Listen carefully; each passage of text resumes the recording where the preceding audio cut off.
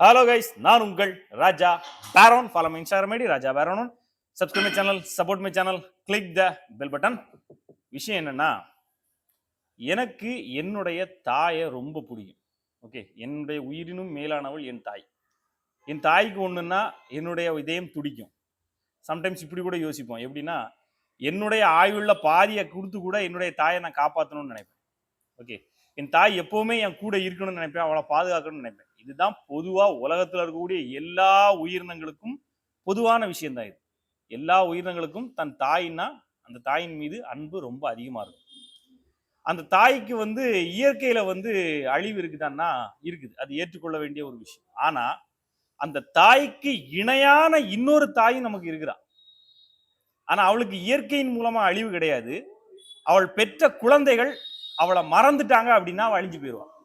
நான் என்ன சொல்ல வரேன்னு உங்களுக்கு சிலருக்கு புரிஞ்சிருக்கும், சிலருக்கு புரிஞ்சிருக்காது. என்ன அப்படின்னா, அது வேற யாரும் இல்லை, நம்ம தாய் மொழி தான். ஐயா, தாய் மொழி தான் நம்மளுடைய அந்த அழிக்க முடியாத இன்னொரு தாய். அவளுடைய இறப்புங்கிறது எப்படி நிகழும்னா, நாம அவள் பெற்ற குழந்தைகள் அவளை மறந்துட்டோம்னா அவள் அழிஞ்சு போயிடுவான். ஓகே, இதை ஏன் இன்னைக்கு நம்ம பேசுறோம் அப்படின்னா, இன்னைக்கு நம்ம சமுதாயத்தில் இருக்கக்கூடிய, தமிழ் சமுதாயத்தில் இருக்கக்கூடிய நிறைய சகோதரர்கள் தமிழை பத்தி பேசினா ஆஹா வந்துட்டாங்க இனவாதம் பேசுறதுக்கு, பிரிவினவாதம் பேசுறதுக்கு அப்படின்னு பேசுற சில காணொளிகளை நம்மளால பார்க்க முடியுது. காணொளிகள் மட்டும் இல்ல, நம்ம சகோதரர்கள் மத்தியிலேயே அப்படி ஒரு எண்ணம் உருவாகிட்டு இருக்கு. மொழியை பத்தி பேசினா அது இனவாதம், பிரிவினைவாதம். தமிழ் தேசியம் பேசினா அது இனவாதம், பிரிவினைவாதம்.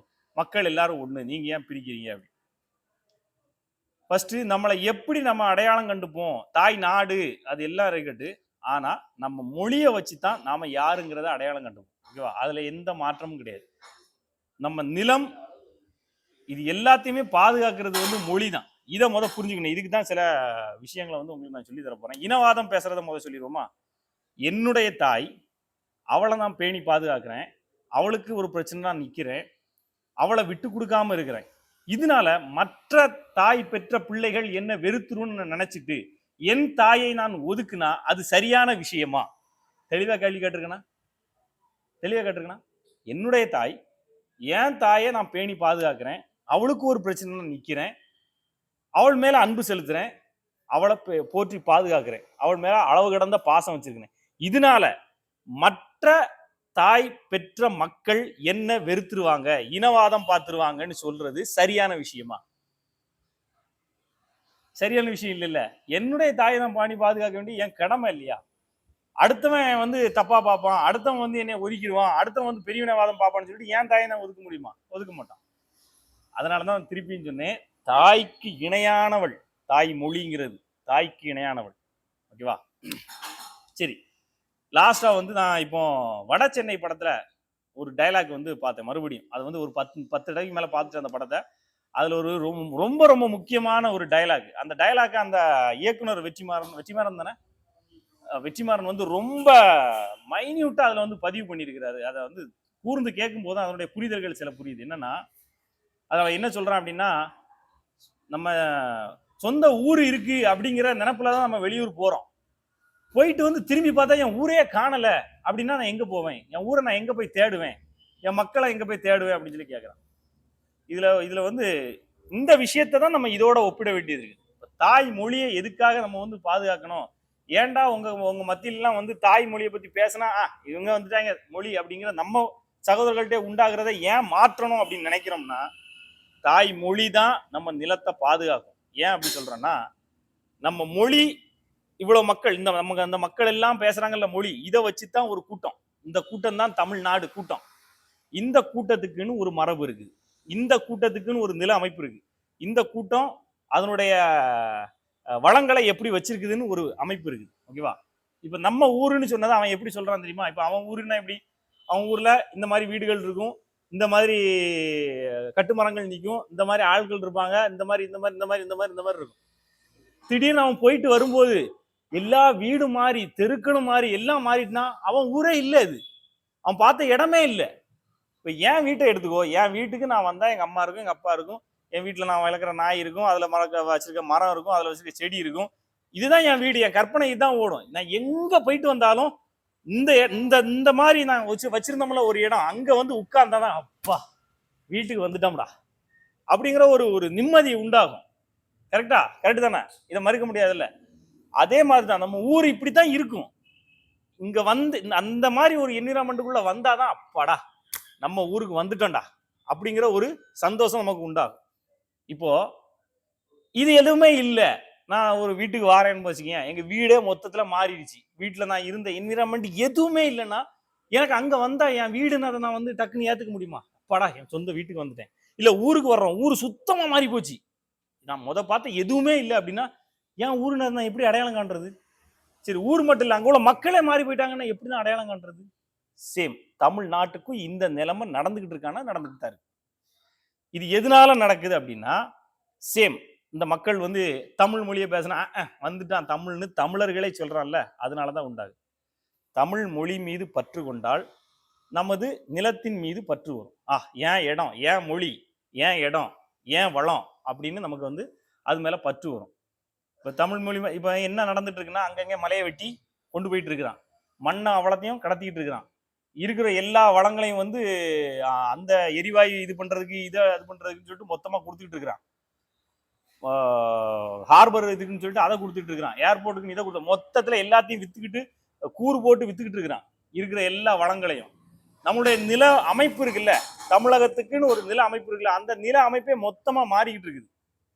அது மட்டும் இல்லாமல் ஃபுல்லா வெளி மாநிலத்தில் உள்ளவரும் வெளி மொழி பேசுறவங்களும் வந்து தான் இங்க ஆட்சி புரியுதல் நடக்குது. எல்லாமே ஆட்சி அதிகாரம், அதுக்கப்புறம் என்ன வேலை, கீழே உள்ள வேலை வரைக்கும் மற்ற மொழியை பார்க்குறவங்களுக்கு தான் இங்க கொடுக்கப்படுது. சரி, இவ்வளவும் கொடுக்கப்படறதுனால என்ன ஆகும்? நாளைக்கு சேம் வெளிநாட்டுக்கு வேலைக்கு போற, இல்ல உன் இடத்துல நீ இருக்கும் போதே உன் மொத்த நில அமைப்பு மாறி உன் ஊருங்கிறது காணாம போயிடும். ஓகே, இதை எது ஒன்றிணைக்கும் அப்படின்னா மொழியால மட்டும்தான் நம்ம மக்களை ஒன்றிணைக்க முடியும். மொழியால மட்டும்தான் நம்ம நிலத்தை வந்து நம்ம நிலத்தின் மீது பற்ற கொண்டு வர முடியும். மொழியால மட்டும்தான் நம்ம நில அமைப்பு வந்து கெட்டு போகாம கொள்ளையடிக்கப்படாம தடுக்க முடியும். இது வந்து மறுக்கப்பட முடியாத உண்மை. ஓகேவா? இனம், ஜாதி, இனம் இது எல்லாமே இருக்குதப்பா. இது எல்லாத்தையுமே மீறி நம்ம இந்த மக்கள், இந்த மாநிலத்தில் வாழக்கூடிய மக்கள் எல்லாத்தையும் ஒன்றிணைக்கணும்னா அது மொழியால மட்டும்தான் முடியும். மொழியால நம்ம ஒன்றிணைஞ்சோம்னா இந்த ஜாதி மதத்தை கொஞ்சம் ஒழிக்கலாம், இல்லைன்னா கொஞ்சம் கஷ்டம்தான். ஓகேவா? இதை நாம தமிழர்களாகிய நாம தான் பேச வேண்டிய ரொம்ப மிக முக்கியமான கட்டத்துல இருக்கும். ஏன்னா எந்த மலையாளியும் வந்து மலையாளியை பத்தி பேசணும்னா வாங்க வந்துட்டான் அந்த மலையாளியை பத்தி பேச அப்படின்னு சொல்லல. எந்த தெலுங்கர்களும் தெலுங்க வந்துட்டான் தெலுங்கன் அப்படின்னு சொல்லல.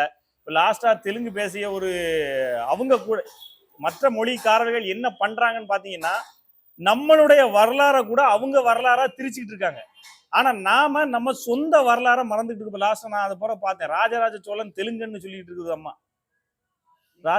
ராஜராஜ சோழன் தெலுங்குன்னு சொல்லிட்டு இருக்குது. தெலுங்கர் எதுக்கியா எங்க தமிழ் நூல்களை வந்து அவ்வளவு கஷ்டப்பட்டு மீட்டெடுக்கணும்? அதுக்கு நீ எதுக்கியா அவர் இவ்வளவு கஷ்டப்படணும்? அவர் சுத்த தமிழர்களுக்கு ஆய்வறிக்கைகள் எல்லாமே இருக்குது. ஆனா அந்த அந்த லேடி வந்து எவ்வளவு தைரியமா சொல்றா, ஏன் ராஜராஜ சோழன் இவ்வளவு பெரிய கோயிலை கட்டினா அவன் தெலுங்கு ஐயா அப்படின்னு. நாமளும் நாளைக்கு இருச்சு, அதாவது நம்ம மொழி மேல் நமக்கு பற்று கொண்டா நமக்கு கோவம் வரும். ஏய் எங்க வரலாற்று நீ எப்படி உங்க வரலாறு எடுக்கலான்னு கோவம் வரும். ஆனா இப்ப நம்ம சகோதரருக்கு வராது. ஏன்னா எல்லாருமே வந்துட்டான் அப்படி அசால்ட்டா இருப்போம். நாளைக்கு நம்ம வரலாறு எங்க போயிடும்? அவங்களுக்கு போயிடும்.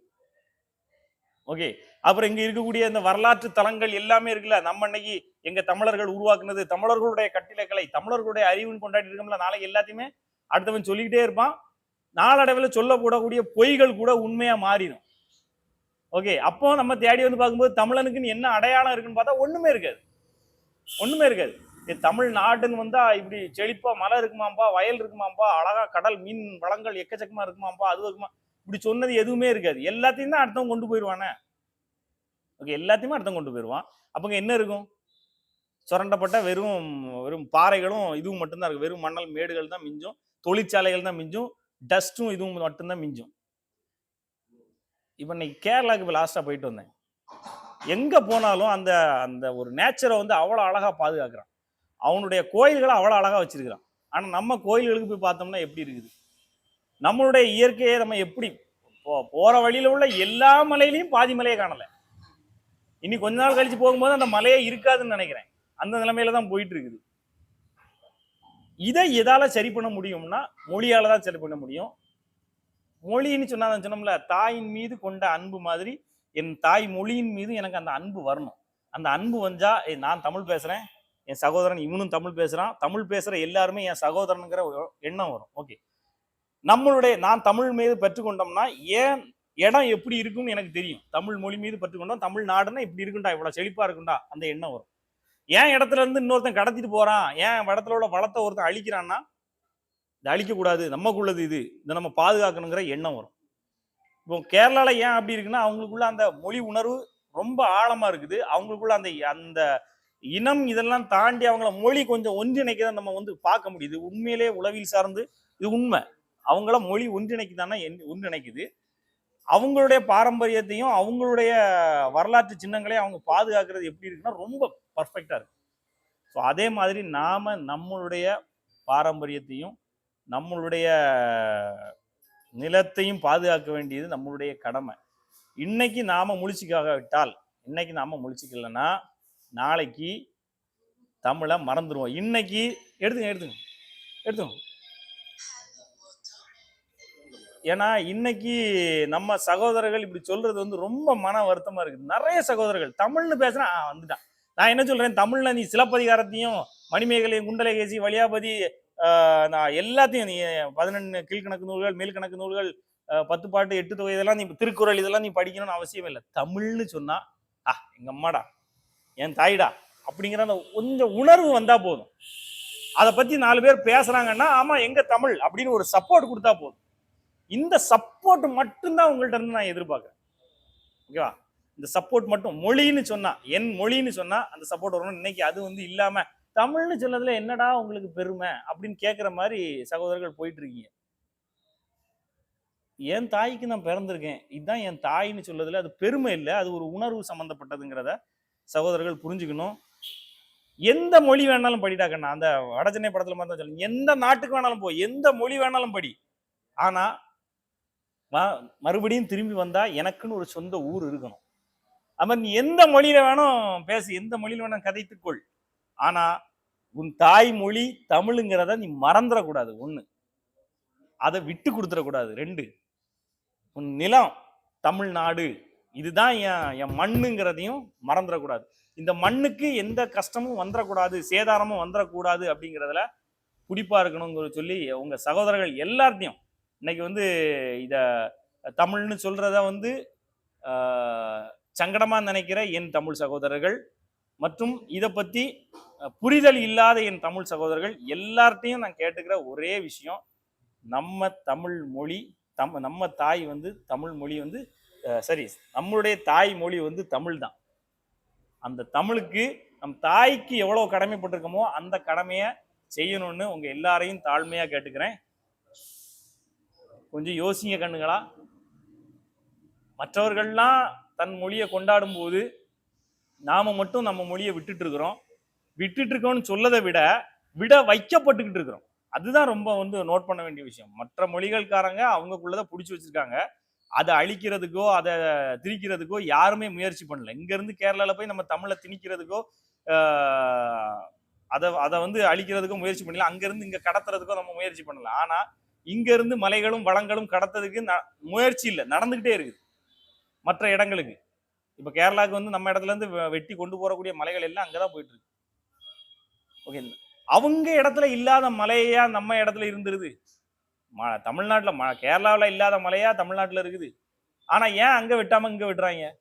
அப்ப இழிச்சவன் நம்மளா தானே இருக்கிறோம். நாம நம்ம தமிழ் தாய் மொழி மேல அன்பு கொண்டு வந்தோம்னா நம்ம நிலத்தின் மீது நமக்கு அன்பு இருந்திருக்கும். என் மண்ணுல பிறந்த மொழி, இந்த தாய்க்கு உண்டான மொழி தமிழ் மொழி, இந்த மண்ணுல இருந்து இந்த மண்ணுக்கான விஷயத்தை எதையும் நான் விட்டு கொடுக்க மாட்டேங்கிற புடிமானம் இருந்திருக்கும். அப்படி இருந்திருந்தா இன்னைக்கு நம்ம தாராவாத்துக்கிட்டு இருக்க மாட்டோம். சரி, மலையை வெட்டுறது பெரிய குற்றமா? மலையை வெட்டாம எப்படா நீங்க வந்து வீடு கட்டுவீங்கன்னு கேட்டா, என் நிலத்துல நான் வீடு கட்டுறதுக்கு கல் உடைச்சிருந்தா பரவாயில்லைன்னு தான் சொல்லணும். வேற ஏன்னா அது அத்தியாவசியம் வச்சுக்கோங்க. ஆனா இது யாருக்கோ பணம் சம்பாதிக்கிறதுக்காக என் வளங்கள் அவ்வளத்தையும் சுரண்டி கொண்டு போறதுதான் வந்து சங்கடமான விஷயமா இருக்கு. அதுவும் நாம வந்து வேணா ஒரு 10 வருஷத்துல எவ்வளவு வீடு கட்டுவோமோ அவ்வளவுக்கு தேவையான கல்ல வெறும் 1 மாசத்துல அடிச்சு கொண்டு போயிட்டு இருக்கான். மலையை மொத்தமா தின்னுட்டு இருக்கிறான். அதுதான் கஷ்டம். மழை போச்சுன்னா மழை வராது. மழை வரலன்னா விவசாயம் நடக்காது. விவசாயம் நடக்கலைன்னா சோறு திங்க முடியாது. இந்த உணர்வா வரணும். நாளைக்கு சோத்து இல்லைன்னா, இப்ப கொரோனால சாப்பாடு இல்லாம எவ்வளவு கஷ்டப்பட்டோமா? அந்த கஷ்டம் மழையெல்லாம் போய் மழை இல்ல, நெல் இல்லைன்னா கஷ்டப்படுவோம். நம்ம அதை இந்த விஷயத்த ரொம்ப சாதாரணமா நினைச்சிட்டு இருக்கோம். பணத்தை அள்ளி திங்க முடியாது. புரிஞ்சுக்கோங்க, ஓகேவா? மற்றவங்க எல்லாம் தப்பிச்சுப்பாங்க, நாம தப்பிச்சுக்க மாட்டோம்.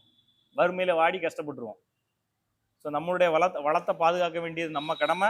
நம்ம மொழியை பாதுகாக்க வேண்டியது நம்ம கடமை. நம்ம மொழிக்காக நம்ம நிற்க வேண்டியது நம்மளுடைய தலையாய கடமை என்று கூறி விடைபெறுகிறேன். நான் உங்கள் ராஜா பாரம்.